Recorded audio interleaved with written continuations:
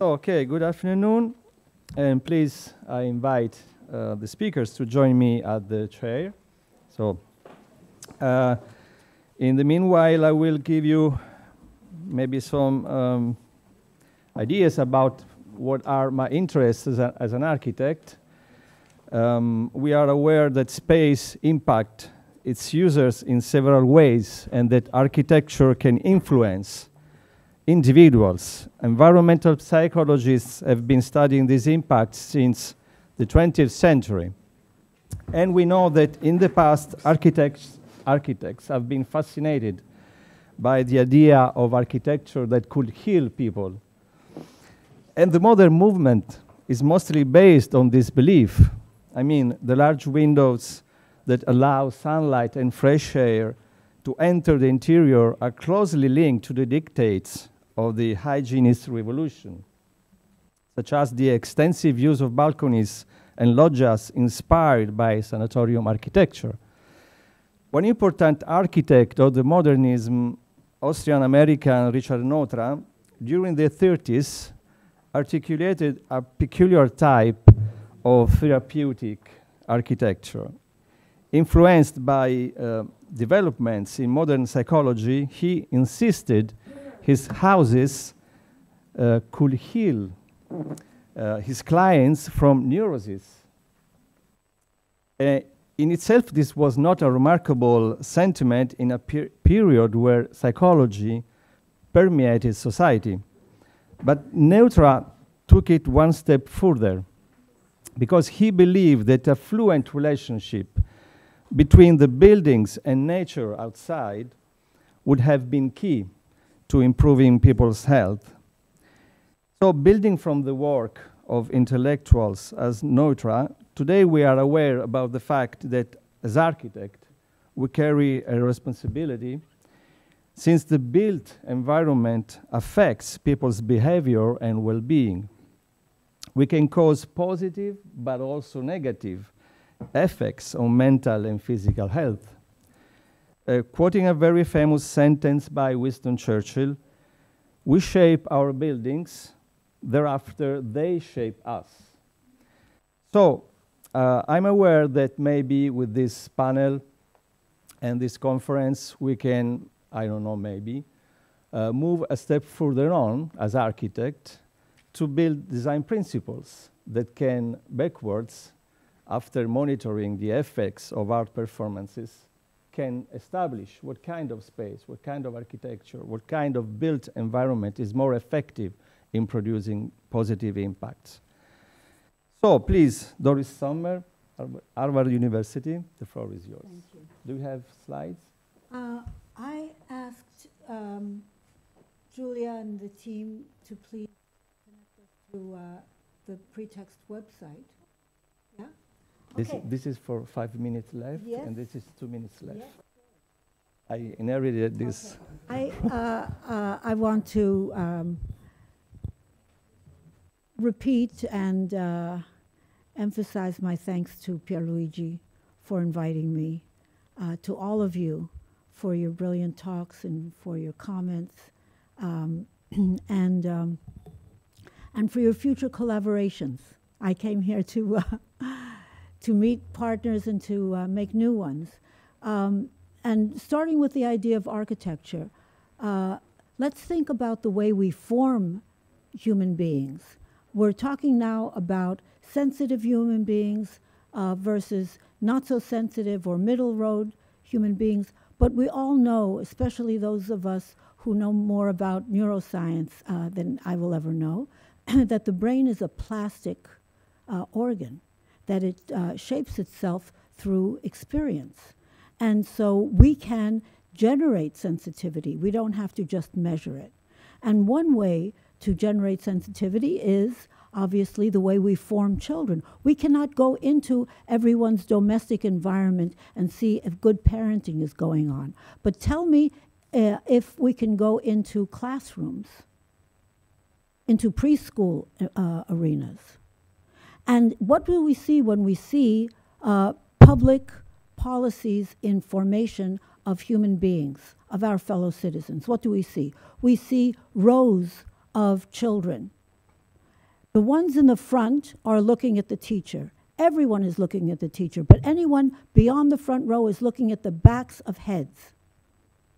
When paid assassins learn how to do their work, they learn to shoot backs of people. You are indifferent to someone if you don't see their face. That's why Levinas, the ethicist, says the relationship of ethics is face-to-face. It's difficult to do harm to someone you're looking at. So one simple principle of architecture in a classroom is the difference between rows and circles. Who sits in circles? It's privileged children who get to go to a Montessori school, to a creative school. And my colleagues at Harvard and students at the ed school there and other people with whom I speak don't know that Montessori developed her circular, arts-based, project-based education in the slum of Rome. They don't know that. So they imagine that arts-based education is a privilege of moneyed families. They imagine that poor children have to catch up with basic skills before they can be creative, while rich children get their skills by being creative. Tell me if that's not a crime. So, what do we do? What do we do? I came here, as I say, to invite collaborations, and I'm so happy to already be in the company of several collaborators. What do? We do something very simple, and John Quinoa talked about it yesterday. We do a project called Pretext, which has one simple principle. Take a difficult text and use it as raw material to make art. Very simple. Do we tell you which text? No. A teacher will say what children are having trouble with. Or a child will say, I hate that text. And you'll say, yeah, let's rip it up. But to rip it up, you have to know where the seams are, right? And then we reflect on what we did. So the fun of making art, the impact of a beautiful artwork is one step, and the reflection is another step. So I want to add to the vocabulary of Pretext the language of aesthetics. What is aesthetics according to Kant? It's the pleasure in reflection on that trigger of pleasure. That first trigger of pleasure is what invites you to think about the effect. And you cannot think about it by yourself because it's new and it's surprising and it doesn't make sense, but you're delighted. So you say, what do you think? What do you think? What do you think? And that's why aesthetics is the groundwork for sociability and for politics. When Hannah Arendt reads Kant's Third Critique, she says he didn't need to write a politics because he wrote his aesthetics. So welcome to democracy, because it's pleasant to think hard together. And think about the history of modern democracies and the history of aesthetic philosophy. They are coeval. They build each other. You cannot have aesthetics if you can't think freely in public. So you need democracy. You cannot have democracy if you cannot appreciate a new experience, something that you didn't understand, a person who doesn't make sense yet but is interesting. You cannot have democracy if you don't have aesthetic judgment. They grow up together. So if we deprive young people, children, students, of this excitement and difficulty of making art and thinking about it, we don't have democracies. And ladies and gentlemen, where are we now? Where are we now when the humanities are shrinking, AI is growing, and no one has time to stop and think, much less think together, okay? So what do? We do Pretext. I want you to just see this logo of Pretext, because here we are connecting the dots, and Pretext tries to do that with you. It doesn't siphon off socio-emotional education from cognitive education, from civics and ethics. It shows that this is a gear system because people are complex systems. So we start with a text that nobody likes, that's in English in Kenya, that is in physics in a classroom where nobody likes physics. We start with a text that nobody likes or no one understands, and we say, what are we going to do with that text? Should we dance it? Should we paint it? Should we make rhymes? And Marco spoke to the variety of arts that work as therapy. Well, we ask students, what do you want to do with it? Because it's all about pleasure. I've been telling some friends what school means in ancient Greek. My friends here know that this is one of my favorite etymologies. School, schole, means leisure. It's the time and the space to do things you want to do. So, if we can ask students, what do you want to do with the text? They'll say, oh, let's make a rap war. Oh, let's make a mural. Oh, let's make a drama. And whatever people come around, whatever they agree to do, is the art form that we use. The facilitator comes in with the text, and the participants decide what text. This is why pretext can be a decolonial pedagogy, because no one depends on the preference of the facilitator or of some curriculum. The curriculum is there for the raw material, and the process is in the hands of the participants. So let me, if we can go to the top of this screen. This is the protocol that John already showed you. I'm just going to show you that it's online in pretext. We start with a Boal-type theater warm-up. And then the first step we learned, go to step one. We learned in tobacco factories all over the Caribbean, when people make tobacco, they hire a reader. The workers hire a reader because they don't want to be bored. And the reader reads what the workers want to hear. Tobacco factories are where labor unions began, because people listen to texts and they talk about it in the afternoon. This is true for New York City. Samuel Gompers was a tobacco roller. We don't learn labor history anymore in the United States, but Gompers is like the grandfather of labor unions. All over the Caribbean, the German Socialist Party was founded in tobacco factories. Think about why you have titles like Hemingway or Monte Cristo or Romeo and Juliet as popular brands still in tobacco. And people who are reading Marx and Engels too. Those are brands on cigar rings. Okay, so someone reads you a text while you're doodling. We make cardboard books Latin American style. That's step number one. Step number two is everyone asks a question of the text. You saw the same picture that we like from Quivera, from John yesterday. Everyone asks a question of the text anonymously. So the boys are reading the girls' questions, the girls are reading the boys' questions, the facilitator has his or her question on the line, and then we adopt each other anonymously through these questions. The third step is make art from the text. Here we're in Pune, in India. They're reading a story by Chekhov called The Beggar, who has one tall boot, one short boot, and this 8th grader figures out how to make that effect, 1, 2, 3. But he had to read that detail very well to make the effect, okay?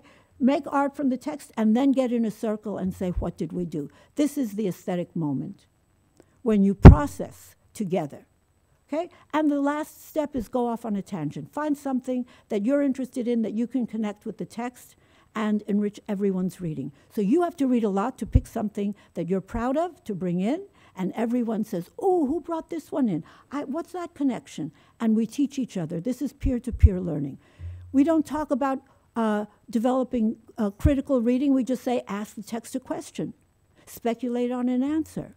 We don't talk about civics. We enjoy each other's differences. We don't talk about cognitive skills. We rip into a text. We just do. This is an arts protocol that has high cognitive and civic value. So this is why I wanted to share with people who don't know pretext yet what we do. If we have time, I'll talk about another project that Pierluigi and several people are developing called Renaissance Now, which has a program for city government development so that city officials can support the kind of human formation and flourishing that we can do as teachers and parents, but without the will and the financial support of city governments, it's very difficult to get any traction. And it's the conceptual will, the political will behind these projects which is important. And very often, city officials have not learned what art means as therapy, as flourishing, as development. So we simply teach them. And we involve them in arts projects so that they feel it. But right now, I would like to invite up my Pretext colleagues to just say hello and say a word about what they're doing with Pretext. Please. Valeria, you know that I was going to invite you. Julia, please, Marco, if you would come up. We did a training. In 3 minutes. Tiziano, Alessandro, we did a training here a few months ago, and I cannot tell you that my greatest joy, I will tell you, my greatest joy when I go to my internet is to look up the Pretext Pescara WhatsApp group, because everyone has a new project they're doing, something that they're trying out, a message, a question. This is an existing practice now, because we can train trainers, and then they make magic. So I don't know if you want to say hello and what you're doing. Who is working in the jail? Was it Athena who's working in the jail? Yeah. Okay. She's not here. She has to leave. But you can say what she was doing. Go ahead. And what you're doing. Okay, so thank you for And this. your name and what you're doing. Valeria Pica. And I'm developing actually a project using Pretext for a festival, a literature festival. And so we will be in mid of August with the participants of this festival using the protocol also to invite people to read again. Because actually one of the key points in my experience with this protocol is actually the way you can engage new readers, also to look at literature and books from an unconventional point of view. Okay, my project is to choose a text by a Winnicott work, a Winnicott book, Donald Winnicott book, and to use it for mental health practitioner in my mental health center here in Chieti, or also in other mental health centers, because I think that they can discover in this text, using with a Pretext protocol, they can discover the real meaning of the work and the problems that affect our patients. Okay. Okay, so I'm working with Giovanna to Forum Fra, which is a festival that takes place in Pescara. And actually, we're using Pretext as an internal tool to brainstorm, mostly.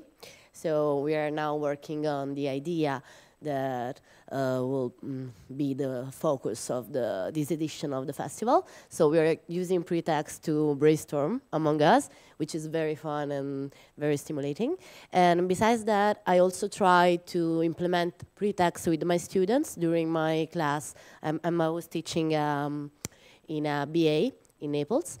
And well, they responded quite well. The problem was that they were just like few students, so I would like to implement it with a bigger class, and it will be a real challenge, but I'm totally up for it. And as far as regards my experience with Pretext, well, it was amazing, and basically we had a lot of fun, and then, yeah, you can tell something? You want to tell something? And we made new friends also. Yeah, we made friends.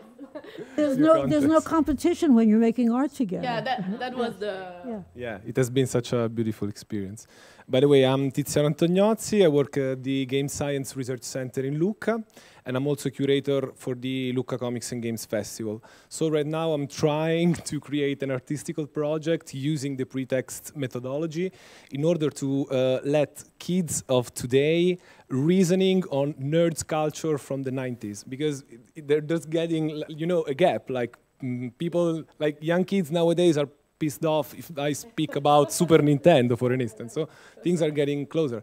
And we are using pretext in order to share and create aesthetic perception. I'm trying, actually. So, but the overall experience was amazing. And probably in, like, for very personal terms, it was the first social situation where I didn't feel the lockdown anxiety was still there. I realized only afterwards, look, I was like, from 2020, since, sorry, going long. No, but That's what I was speaking. Thank you so much. Thank you so much. But the time is up, but I have to tell you that when you see the results of working pretext in the jails, in the arts library in Reggio Emilia, in the high school classroom where Petrarca was hard to teach yesterday, but it's easy today, where kids don't get distracted because they want to work with each other. I'm so grateful to Pescara and to Pierluigi and to all of you for this experience that I had with you, and for the continuing waves of beautiful learning. Thank that you. happens. And Thank you. Pescara is grateful to you. I guess we have no time for question. No. So, Martin Puchner, please, it's your time. Martin Puchner from Harvard University. Do you have slides? I do have slides, but I'll just get started in the interest of time, because I wanted to start with an observation, and that is, it's been so interesting and stimulating to hear you all talk, how you talk about arts and culture from the perspective of neuroscience, of biology, of health science, of behavioral economics. And it's been so fascinating because it's so different. So I'm in the humanities and arts, and it's so different from the way most of my colleagues talk about the arts. And it's, I think, also, especially at this moment, in the United States. Because in the United States, if you Google the arts right now, you're most likely to turn up phrases like culture, if you Google culture, you're most likely to turn up terms like culture wars, cancel culture, worries about cultural appropriation, restitution debates. The arts and the culture are seen not primarily as a way of healing, as a positive form, but as something that can be disturbing, that can be even traumatizing. This is why students demand trigger warnings on artworks. This is why people, as in the most published recent case in Florida, worry about nudity and exposing younger people to potentially disturbing sites.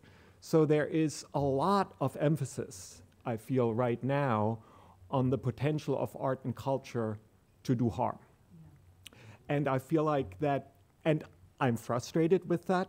As frustrated as I am with that view, I think that in this conversation we have to acknowledge that otherwise I think there's a fear of having just this sort of idea that culture in whatever form is always an unmitigated good, that there's no strive and struggle in it. And I think it also becomes very disconnected from how artists often talk about their art, where they often want to do shock effects. They want to disturb rather than to heal. They want to reveal problems. So it's been, as I said, it's been really fascinating to hear a very different discourse on arts and culture from what I'm used to.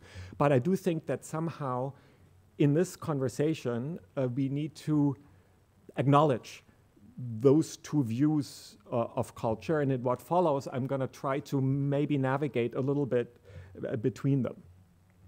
So as I mentioned, I'm a cultural historian, a literary scholar, and I've been involved in arts education. I started a program in theater, dance, and media arts.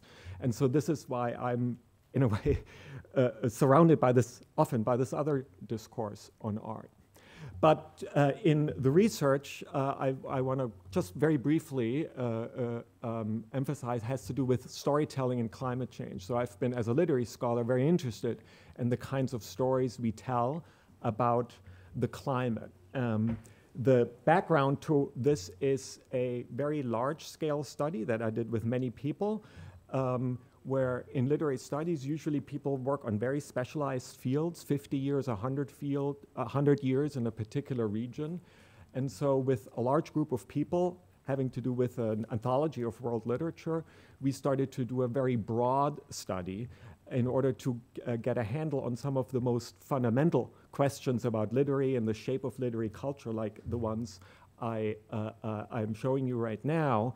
And so one of the things we try to identify is what we call foundational texts for different cultures, often the earliest texts that emerge in different cultures, and how they get rewritten and shape often subsequent cultures for hundreds or even thousands of years. So like one of the first texts in world literature, the Epic of Gilgamesh, which became the first influential text probably in world history, or in the Americas, the Maya text, Popol Vuh, or in West Africa, the too little known epic, for the longest time an oral epic, the Epic of Sunjata.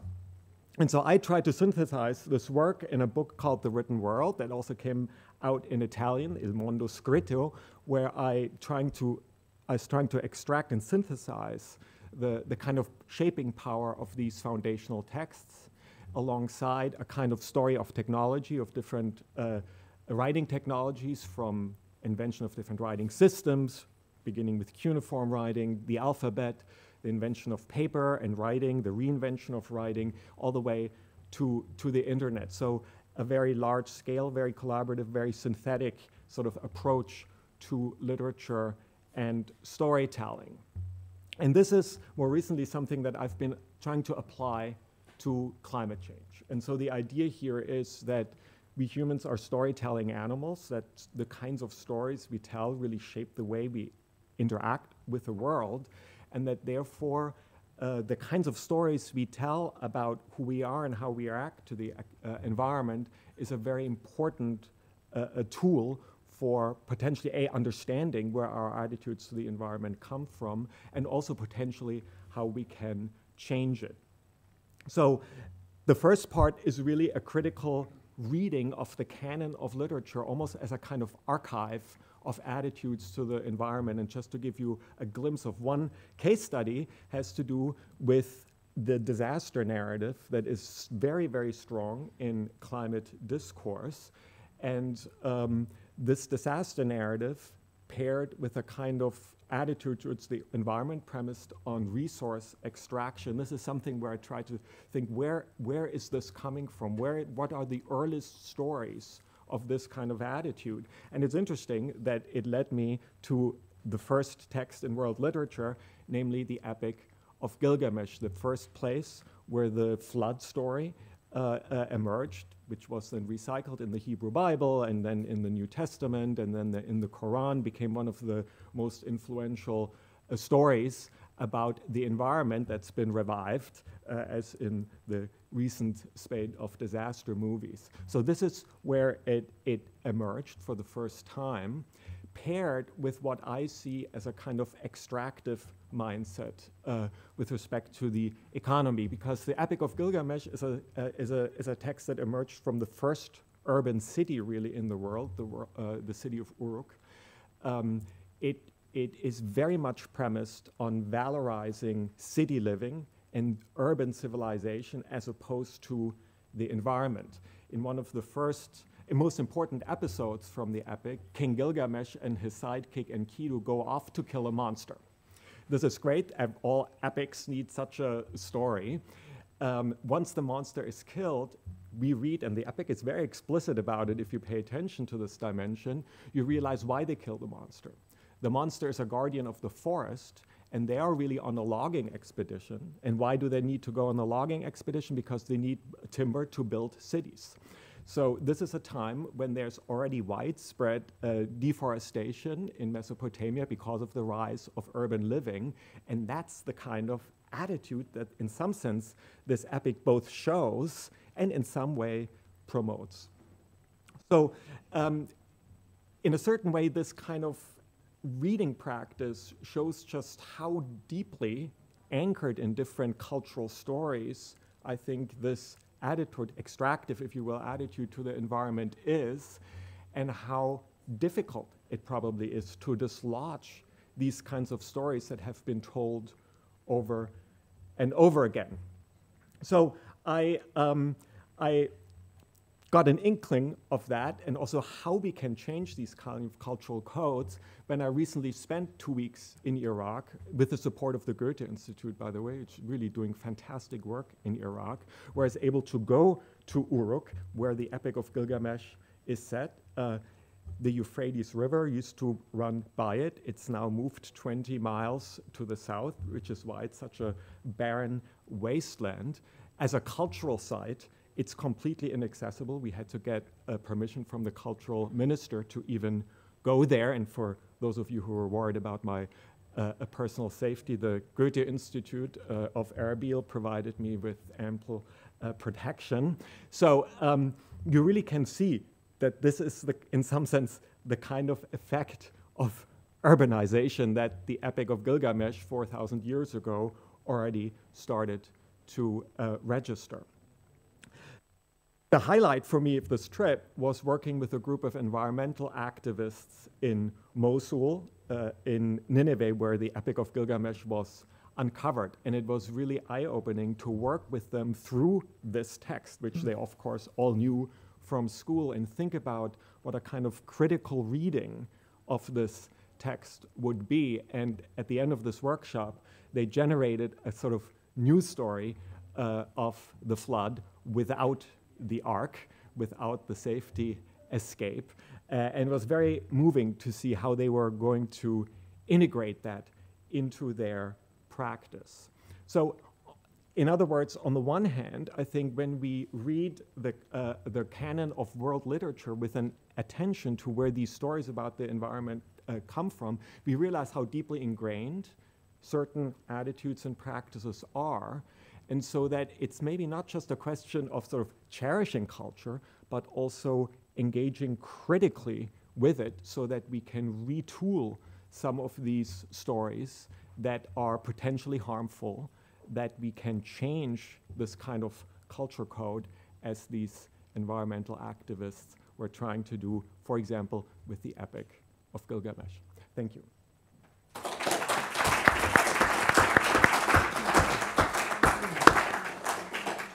Okay, we have more time to question and answers because you finished earlier. Because someone could bring the mic. Yeah.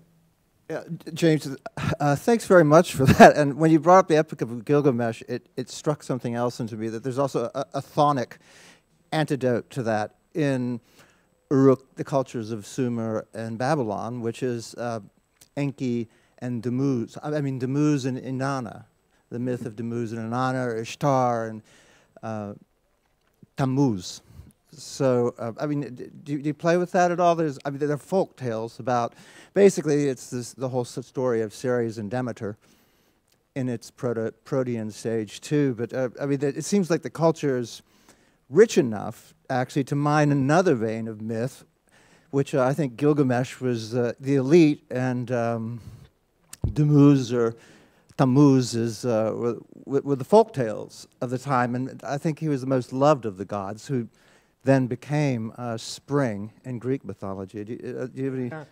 I mean, we didn't go there, but I think it's true. I mean, all of these cultural tales can be read and reread in different ways. I think that's what this program sort of, I tried to develop a reading protocol of how to deal with these stories. So I think that's true. No, I mean, there are, less clearly extractive stories And the point here is not to say that, you know, cultural history is all bad and we need to get rid of it, but I think I was going to, in some sense, the most influential tales, and of course we can wonder about why they're influential, because they had more access to writing, or, you know, for a while this became an export culture. The Epic of Gilgamesh was found over a large territory, so Uruk became in some sense the first territorial empire, perhaps with the help of scribal culture. So it's a very ambiguous kind of text. But no, I mean, there are always other texts that one can use as well. No, so good idea. Any other question? There is someone, James. Thank you, Martin. Terrific talk. I really appreciate the methodology of literary studies and the humanities being brought into this context. You made a point, which I think is a very important one, about culture perhaps being something that can cause a lot of benefit, bring a lot of benefit, but also cause a lot of harm. I wonder if you have any reflections for us at this juncture about how we can try to optimize the positive and avoid the harm. Yeah. I wish I had an answer to it, and I don't know that I do, though I was thinking about Pierluigi's, in your opening remark, you made a sort of side comment about the individual transgressive artists, and if I heard you right, this certainly resonated with me, that there's a certain idea of the sort of modern, and it really only emerged in the 20th century, the kind of modern transgressive shock artists, and a kind of, and so I heard you say we need to move away from that, right? And I think that's right. But it's interesting that the art market, in some sense, is asking for that. And this is where, in my remark yesterday, I was thinking really about the incentive structures in arts education, in the arts institutions, literary festivals, the art market, and where I feel like the way the incentive structures work there, at least can be or have traditionally been quite different from the way I heard, you know, you all or all of us, to include myself, talk about the arts. So how can we change that? So I think that we need to not only change how, let's say, behavioral economics and all these other disciplines that are represented here think about culture and the arts. I think that's absolutely right, including the study of the culture. I think it's been fascinating to see that.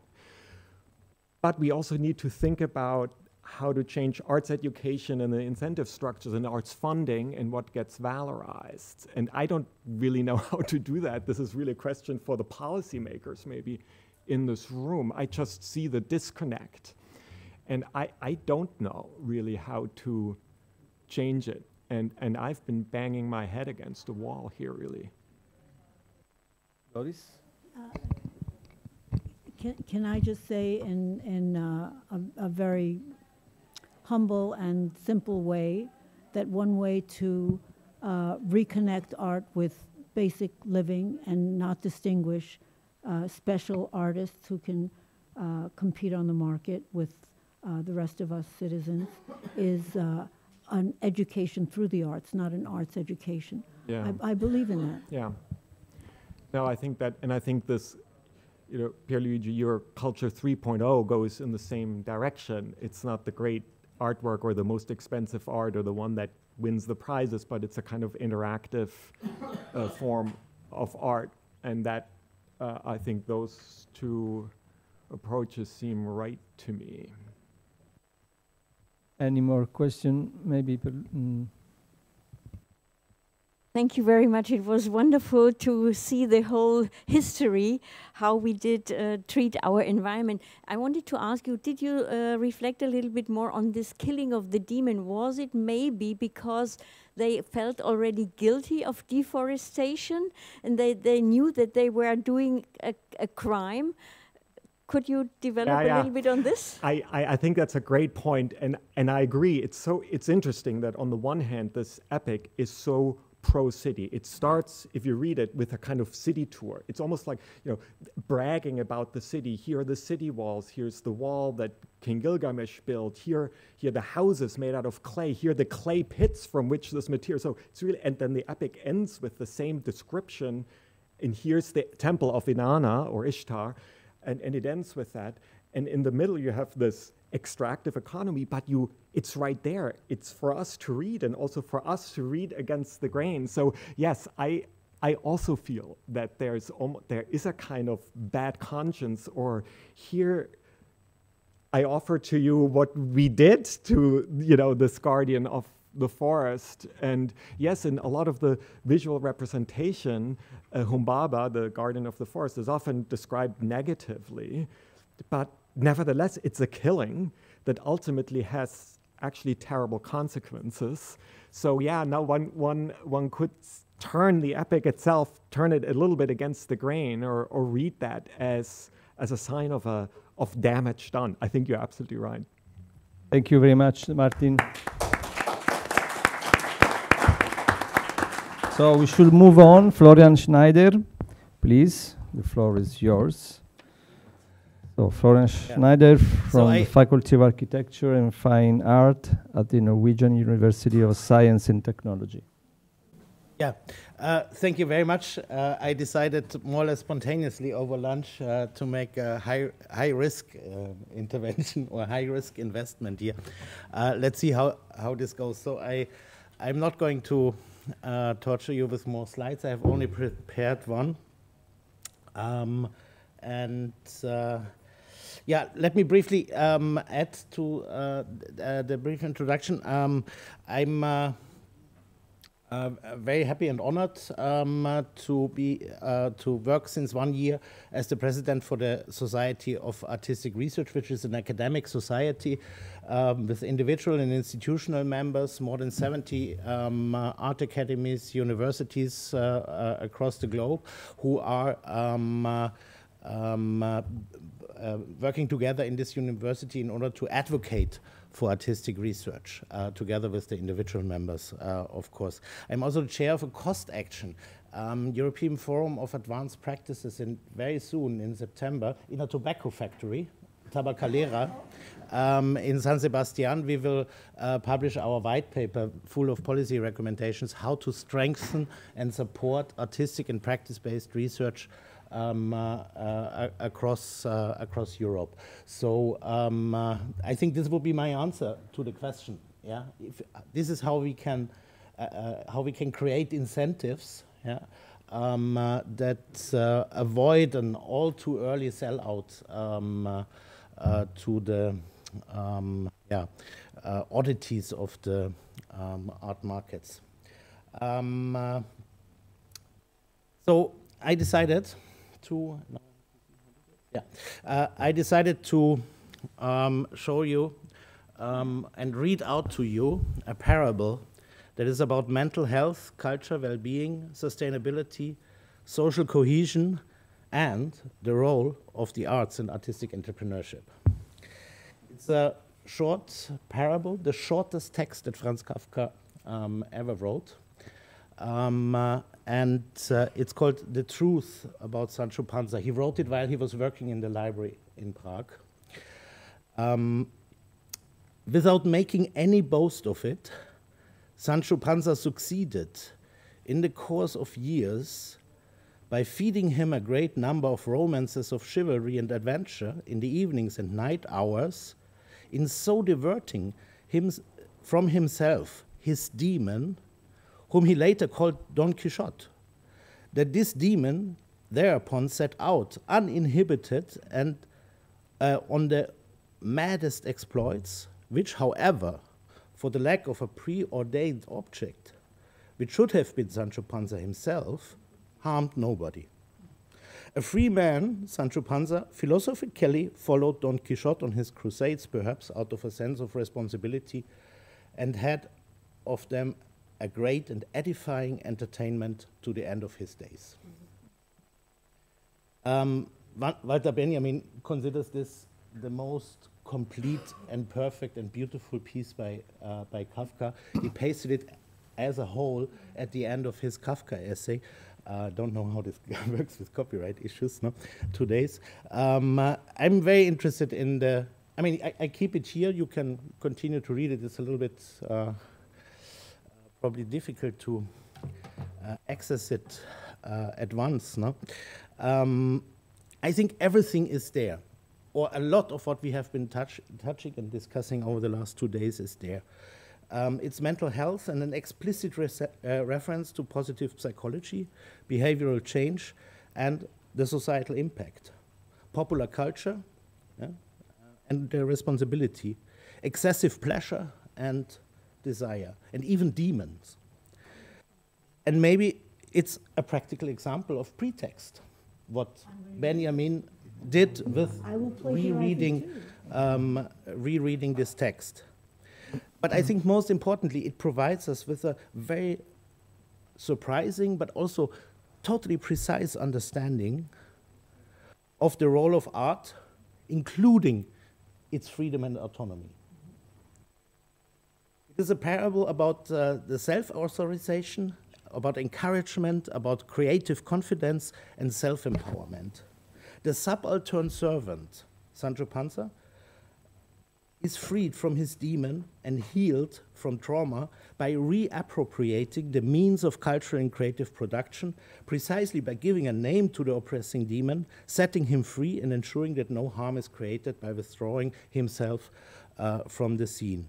It's a wonderful example in my idea, also about what Pierluigi presented to us as counterfactual reasoning. Yeah. Walter Benjamin considers it's the most complete and the most perfect piece of prose by Kafka.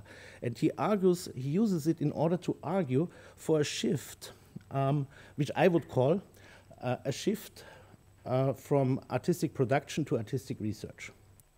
It's a kind of circular aesthetics, in a sense. So what does it actually mean to research? I mean, Benjamin uses the term to study, yeah? And he really refers to the study of the Torah. Literally research, searching again, and studying time and again.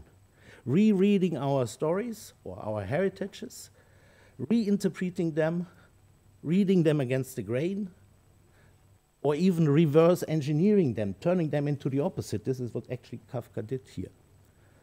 So for the past 10 years at NTNU, and together with my dear colleague Mari Sanden, who is also in the audience here, and over the past 4 years, also in many different European networks, and most notably now in the framework or in the context of EIT Culture and Creativity, the new Creative Kick, we set out to rethink, reinvent, and reimagine the role of art, culture, heritage, and creativity, while we are facing the societal challenges of a triple transition: climate transition, digital transition, and the social transition. But in Europe, every year, 10,000 of students, or maybe even 100,000 of students, are graduating from study programs in the creative disciplines. And they face a professional career as a solo or fake entrepreneur, self-employed, or in a micro-enterprise, depending mostly on project-based funding. And all this is run by traditional business models that are unaltered basically since the 19th century. So artistic research, in my opinion, or in my deep conviction, is a line of flight out of these blockages, because it shifts, or it designates a shift from a purely cognitive to affective forms of knowledge production that have a societal impact. It can provide dignity and meaning to some of the best educated students and practitioners. So what is artistic research?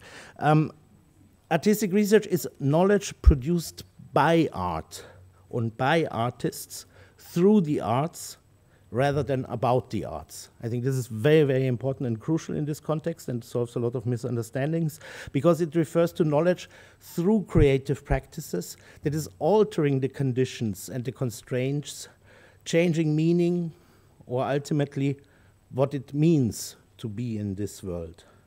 So in our work, we have developed 3 principles that could work as main pillars, and that we also would like to figure out how do they hold in a possible future collaboration with all of you in the context of the new center. We already have introduced them in a number of pending applications. So there are 3 pillars which I think would enable a kind of transversal collaboration across sectors, actors, and disciplines. And we enjoyed over the last 2 days what a pleasure and what an intellectual gain this is. Yeah.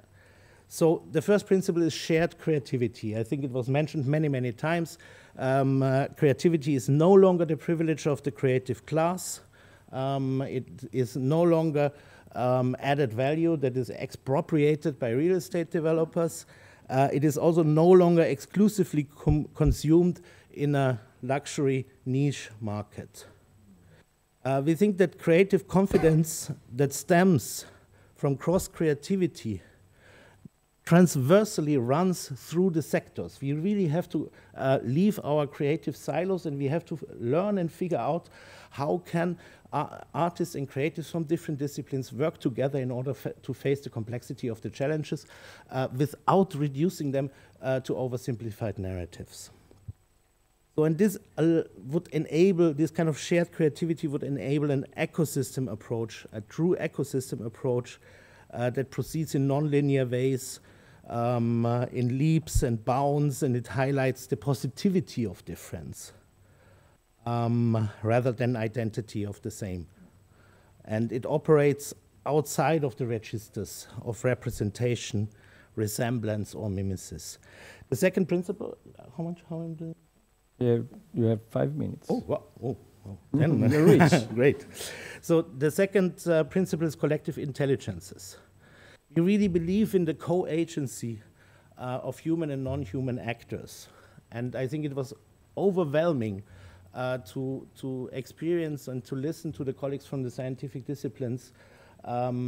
It's amazing to learn about the co-agency between neurons, genes, bacteria, and cell, yeah, and how we can, and this is what artists, contemporary artists like Rachel Armstrong, who is in the board of EIT Culture and Creativity, are doing. They're working with in a kind of setup that empowers the co-agency between human and non-human actors.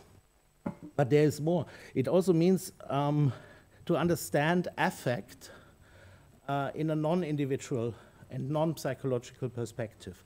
I think this is very, very interesting. I mean, Johanna, you mentioned it with the neurons that are shooting. I think we need to understand the production of art, or the contribution of artists as a production of affect. This is independently from the kind of what kind of emotions this triggers. Yeah, I mean, we go back to Spinoza, and Spinoza makes really a clear distinction between affect and affection, yeah? Which of course is how it affects human body, not only human, I mean any kind of body, yeah, and minds, yeah. But I mean he also concedes it's a conceptual mess, yeah, because affect only exists insofar as there are others who are affected. And this, I think, is very, very important, especially in the age of climate change. Would be super interesting to follow up on the discussion with Martin. I think the power to create affects, which is usually assigned to the artists and creatives, is overrated. What we need to strengthen today is the power to be affected. We need to, it's an equally creative agency, and in the times of climate change, we have to learn or to regain this power of being affected, because it gives us back a kind of agency or ability to act, even under terrible, severe, and difficult circumstances. And this is really something where artists and creatives can contribute. The third pillar would be distributed architectures.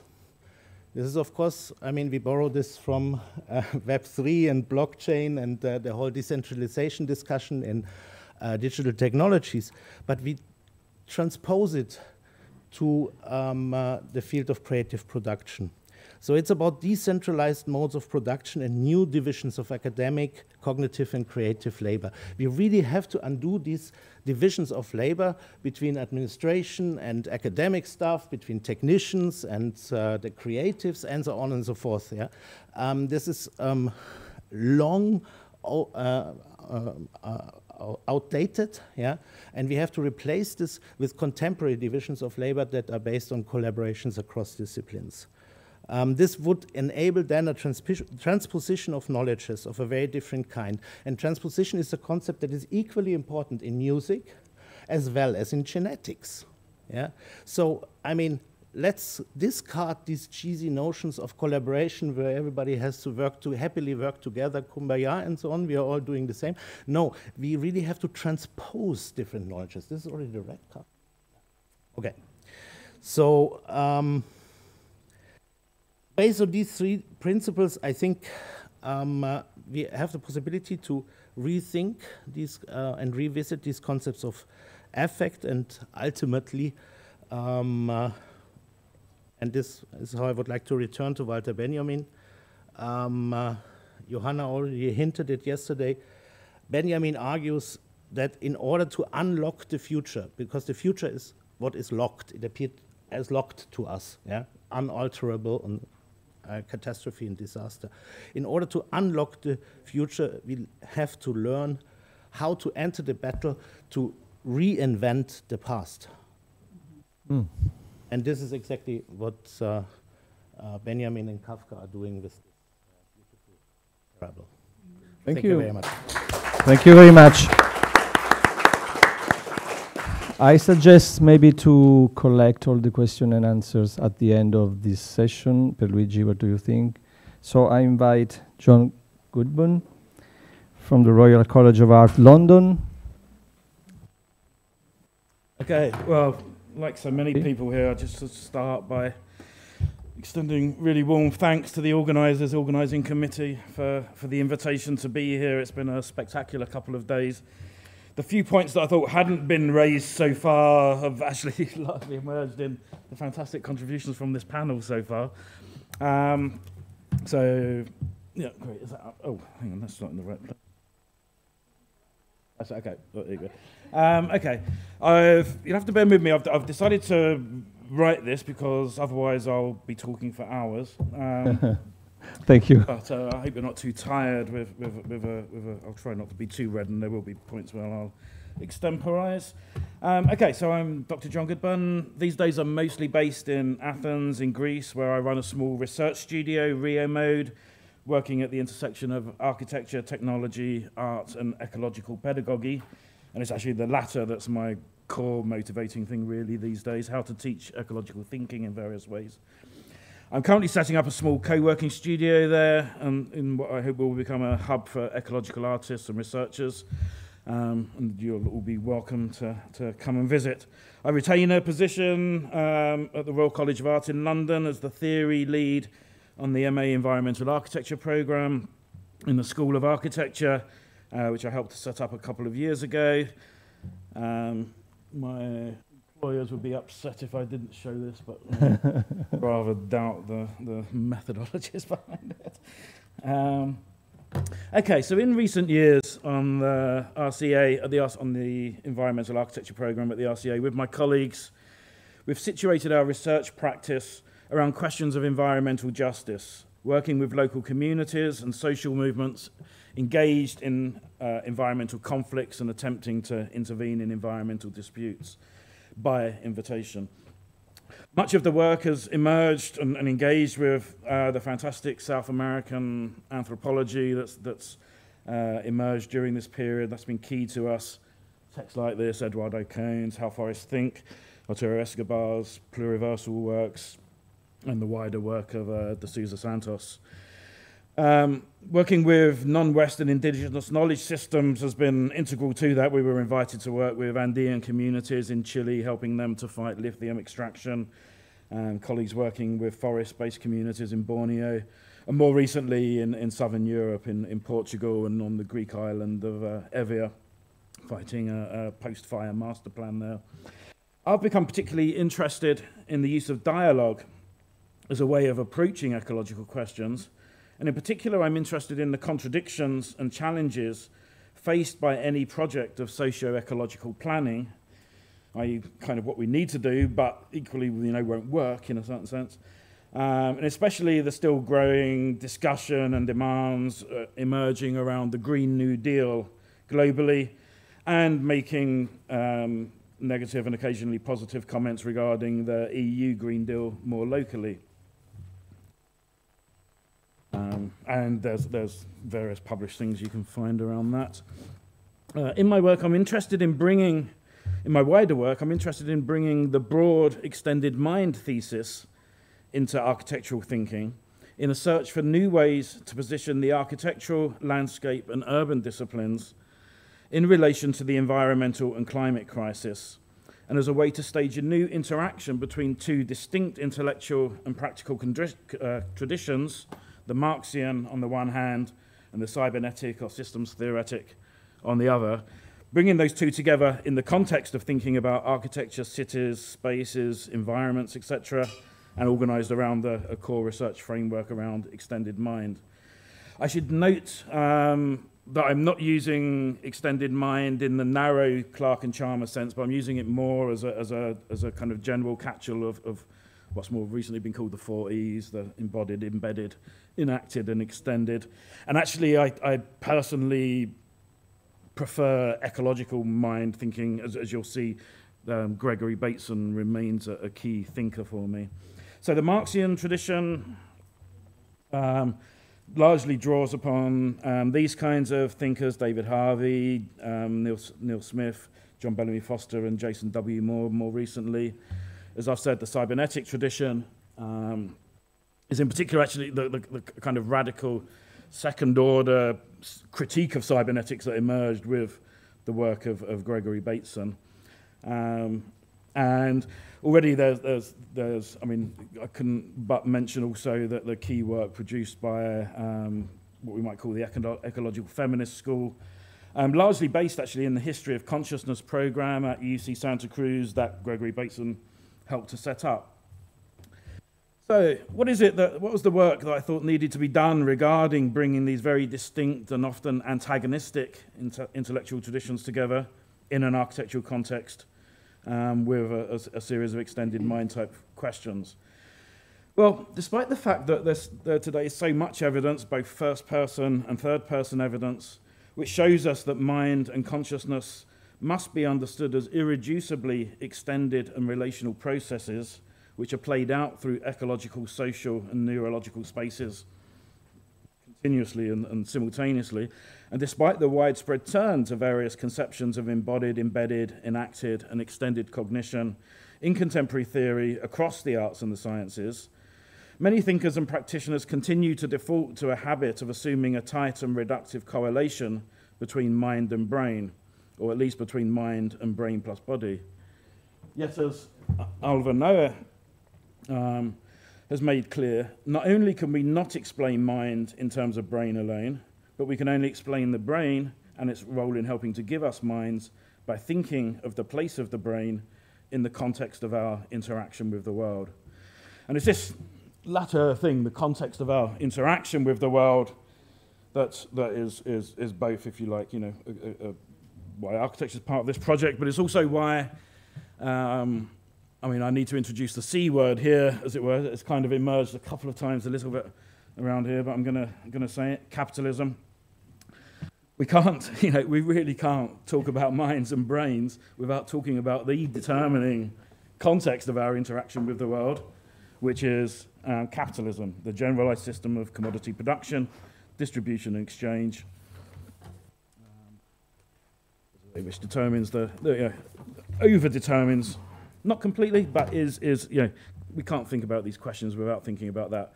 Now, interestingly, reading Marx with an attentiveness to extended mind type thinking actually provides some fascinating ways to understand afresh all kinds of key Marxian concepts, perhaps most notably the section on the secret of the fetishism of the commodity, where Marx describes how under capitalism we tend to have objectified relationships with each other and have social relationships with commodities, which we experience as estranged or alienated aspects of our extended selves.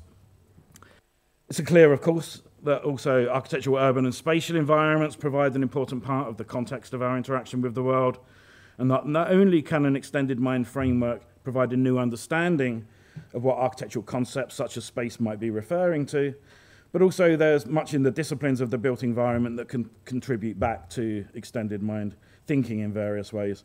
And in particular, the concept of empathy, which emerged within spatial aesthetic theory, and out of which both theories of mind and actually the architectural concept of space co-developed. We've had mentioned today Kantian aesthetics, the Hegelian aesthetics. I think has similar resonances with the concept here. That Hegelian definition of aesthetics would be something which is co-located as a process between a subject and an object, producing both. So it's not simply the case that new insights from the cognitive sciences can help us to ask new questions regarding how and why architecture is produced and as the spatial environments are experienced. Rather, I argue now that much stronger questions can be framed regarding the roles that space itself plays in the construction of mind.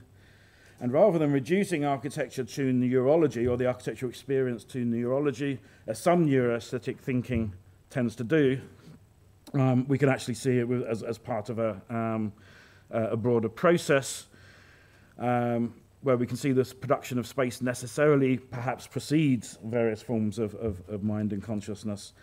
I've been playing with these things a lot in various ways with students, which I can talk to you about later, we can barely touch upon here. But in particular, working with the multiple neurological mappings of active bodies in space, interpreted through people like Gregory Bateson, J.J. Gibson, Evan Thompson, and Tim Ingold in particular.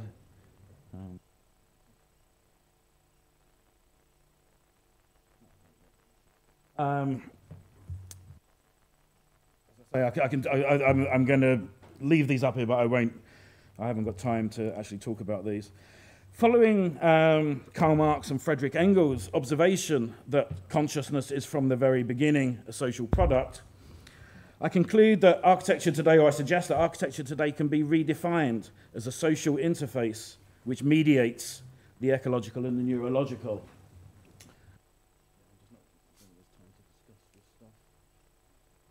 A range of things associated with the term empathy that we've done quite a bit of work on.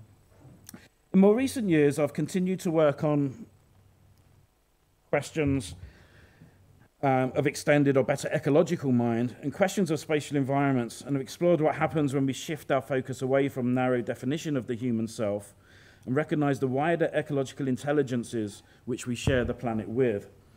In Athens, for example, I've been working on a project around the which I've been calling the ecological semiotics of heat and pollution, and where I've been arguing that we need to, and attempting to practice and perform in various ways, that we need to think about cities as semio-ecological entities. Okay, so what does it mean to talk about a city as a semio-ecological entity? At stake in this claim is actually a much bigger claim, that there exist all kinds of non-human and more than human ecological intelligences, or what Bateson calls eco-mental systems.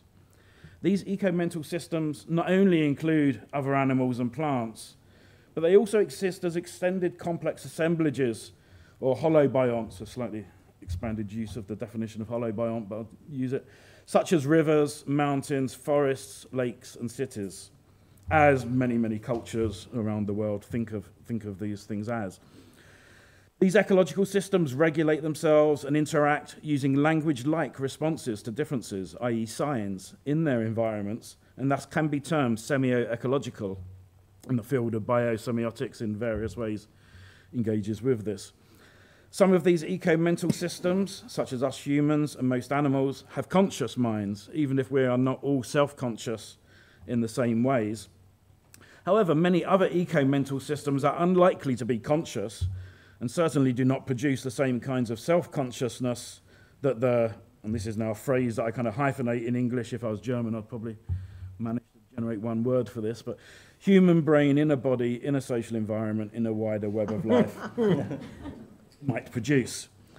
So, you know, I don't think rivers have that kind of consciousness, but nonetheless, they are, we can nonetheless legitimately ask how forests or cities think, even if we don't think that they are literally conscious in the same ways that we are. Significantly, these ecological intelligences are not only always others to us. One of the claims made by extended mind theorists of various kinds is that we and other minds are constantly extending ourselves into and co-incorporating each other and each other's minds, bodies, and environments' worlds. If Freudian analysis recognized that our conscious selves emerge from a much bigger unconscious, which includes all the non-conscious or not always conscious processes of our own brain-in-body system, but as Gregory Bateson argued, and I think strongly correctly, we kind of need to turn this sort of Freudian thinking inside out. Many of our unconscious processes are not only outside of the brain, they're outside of the body, extending through both our semiotic and metabolic relationships with each other and a wider web of life and material energetic relations. Thus, Bateson argued that we should think of cities as ecological beings that we are both a part of and which are also a part of us, and suggested various paradigms for working and thinking about such extended eco-mental assemblages. Perhaps most well known, albeit indirectly via Felix Guattari, is the three ecologies model. The cognitive organism, that organism's relationship to its collective social ecology, and both of those systems' relationships to each other and the wider web of life. So Felix Guattari obviously was actually hugely influenced by Bateson. The three ecologies is directly taken, although worked on, but actually the entire capitalism and schizophrenia project with Deleuze is actually a constant engagement with Bateson's work, although often somewhat understated. Interestingly, I found out recently, actually, that when Bifo Berardi was in prison, Felix Guattari was visiting him and they were reading Bateson together. Okay, so above all, I note that the claims that we can legitimately make then concerning our minds, minds, bodies, and environments, and the attempt to define an architecture of mind is not an abstract and neutral scientific or philosophical endeavor, but always a live political project. It's a way of making claims about who we are, who and what we are, individually and collectively. Blimey, I've literally only got halfway through, but I've blown my time, yeah? Thank you very much. Yeah. Thank you. So please, Christer Gustafsson, the floor is yours. Okay, thank you so much, and thank you everybody, and of course, thank you Luigi for inviting me, and thank you all for these very interesting talks and speeches we listened to, and I really appreciate the panel I'm involved in, and listen to you, and many thoughts bringing back home. 50 years ago, we listened to the very old history here, but even if I come from the heritage sector, I just start with the 50 years ago. And it was the Stockholm Conference, and for many it's regarded as the very first environmental international conference, which also have this important impact to start this movement with several international conferences on this topic, as you know, Rio, Kyoto, Johannesburg, etc., and also the Paris deal. So this was a starting point, and of course it's very important. And when I was listening to Bernd Ferstel here for some hours ago, he also mentioned the importance to see if culture could be involved in this kind of general processes and also the mainstream political discussion. And interesting here is that at the same time, the same year, it was also one of the most important international decisions about the heritage. It was the World Heritage Convention. And I can say that even if me coming from the heritage sector, I always believed that we are part of this movement, but it took more or less 50 years to be acknowledged. And this was the first time heritage is mentioned in this kind of document. It even was in the Agenda 2030 or the UN SDGs. So, and I think that is and very important lesson learned, that we need to fight for this, and we need to struggle for taking this part. Now I'm representing maybe the cultural heritage sector, but it goes for the whole arts, culture, and creative industries. So, but the interesting thing here is that even if heritage was mentioned in this famous for us target 11.4, and I think the most interesting thing today is the indicator. So if it is a goal or a target, you need to understand and see if you have reached that target. And the indicator here is the total expenditure. Just taste it. What does it taste? For me, it is impossible. It is impossible to calculate this and to have a figure of taking care of nature and cultural heritage, because you cannot find these figures in the statistics. I mean, maybe you can find the governmental money in the state budget, but we all know that most of the heritage work, so to say, is taking place outside the state budget. I mean, we hear all the time, it is an active process between people. And if you just go to the tangible heritage and buildings, it's mostly privately owned and done by private companies. So you cannot see it in the figures. But for me, that was not the worst thing, and for many of us, the worst thing is it is regarded as a cost to the society. Because it's not a cost to the society, which all of us have listened to today. It is, of course, an investment. And if you regard it as an investment, then you can also start to speak about the return of investment. And so now I've been involved in a study, a research project, you can say, done by UNESCO, and I was hoped to give you the result from the report, but it's I don't know if it's delayed, but it's not published yet. Probably next week or the week after. But anyway, I've been conducting this study for Romania and the city of Cluj, and the interesting thing was that we can now have discussed and developed 22 different indicators, and you can see them. They are in 4 pillars here: environmental resilience, prosperity and livelihoods, knowledge and skills, and inclusion and participation. And the first thing I think you can recognize is it is about social dimension of heritage. And also, if you go back to all the UN SDGs, the 17 goals, you can see that culture is not just in 11, it is more or less in all of the goals. And that also opened up for a new discussion, how we can take part of this, and how can we come up with new strategies or policies or for our work. And if you take a closer look at it, you can see there are many different indicators, of course, and where to find them. Anyway, we conducted this study in 6 or 7 countries around the world. So it's one in Europe, one in Latin America, one in Asia, etc., etc. So, and the most important result so far is it is possible to find this figure. So this is possible to make this change, and hopefully this could also lead to that culture could be maybe its own goal for the next Agenda 2045. So this is, anyway, a discussion at the moment. But if we go down a level to the regional level, we can see that culture is not included in the regional strategies, in the regional innovation strategies, which are taking a look on here, or the regional sustainable development strategies. So we have another C word, and that is culture. For many of these politicians, because they don't include culture in the document. And in my opinion, we are responsible for taking this step. This is something that we need to do. We cannot trust anybody else. We need to be better to find the indicators, of course, and use them and tell the story.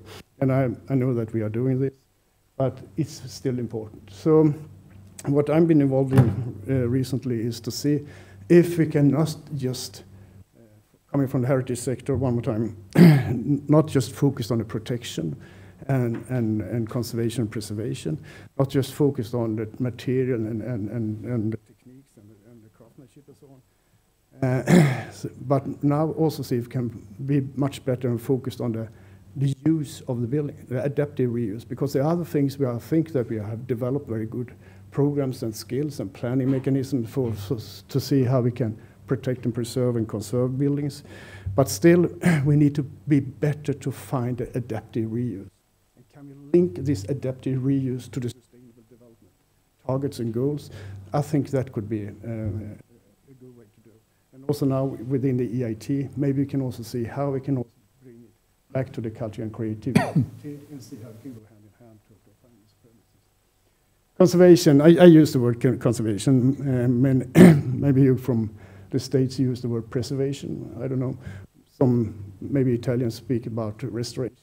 But anyway, conservation. I think some parts is very important area, and for me and for many of my colleagues, it is about the future, as we heard about here before, and it is to see how we can create a future, and we also part of this development strategies.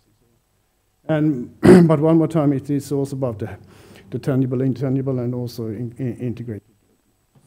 I was involved in a project where we really focused on the C word for the business. I like to say that, but I use another interpretation here.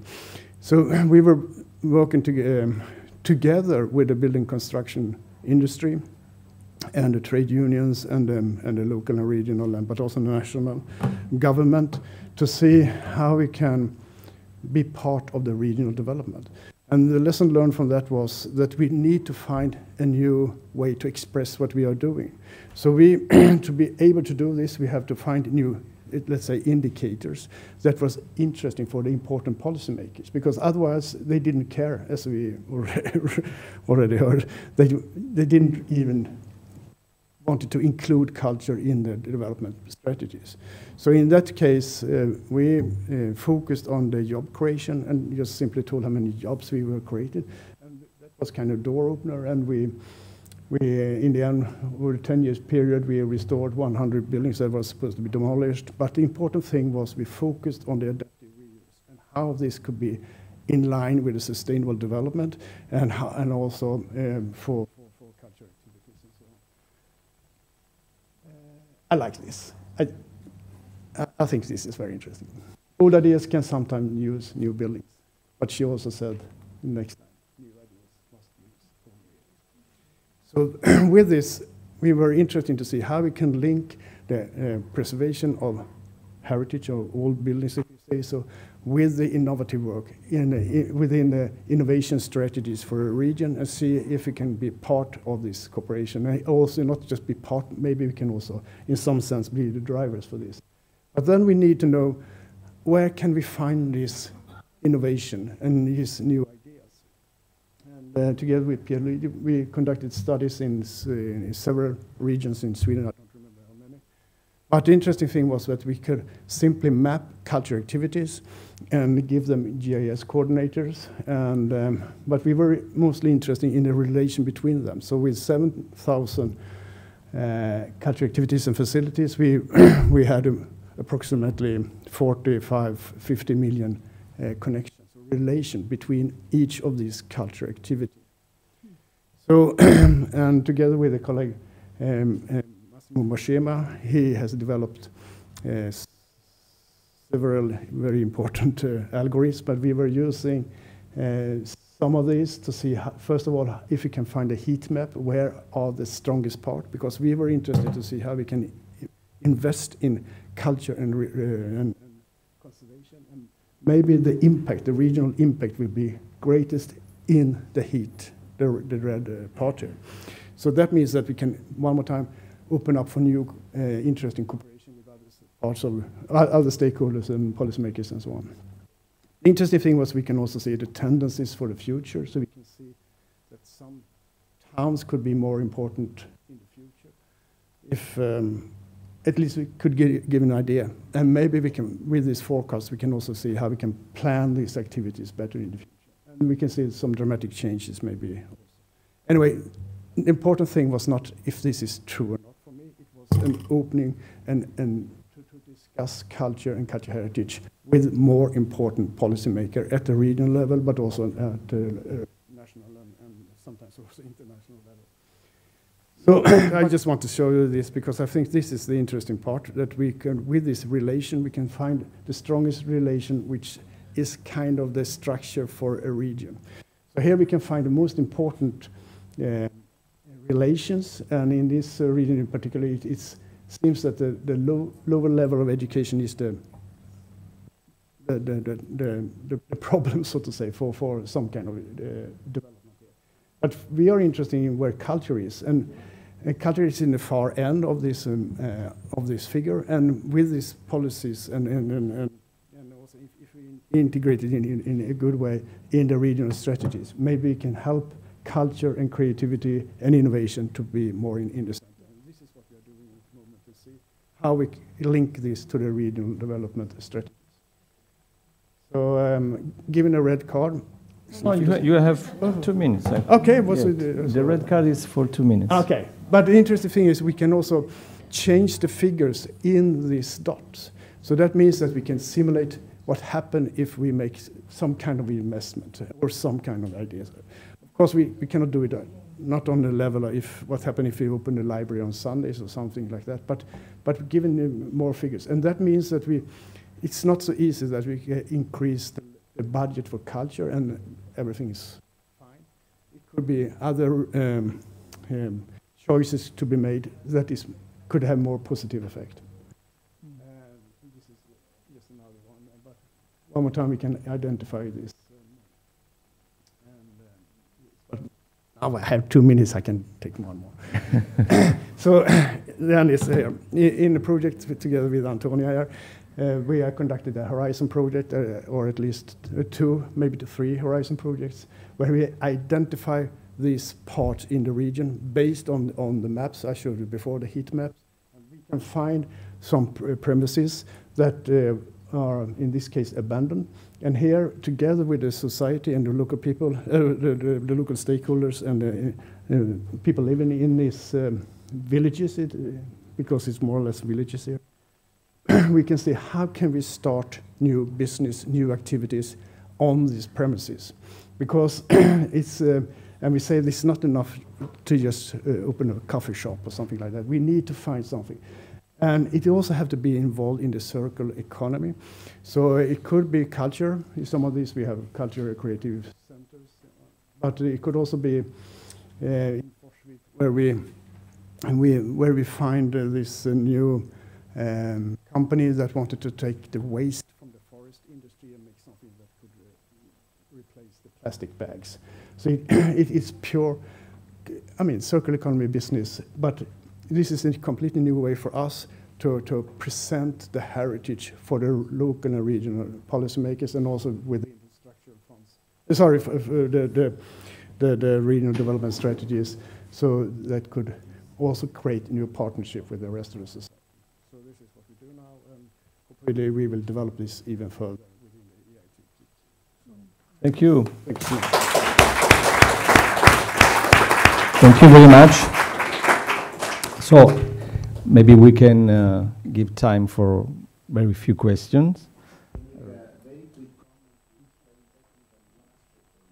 Slides that Christer showed, because there was this rather, surprising map of how you can relate all the socioeconomic descriptors for a region.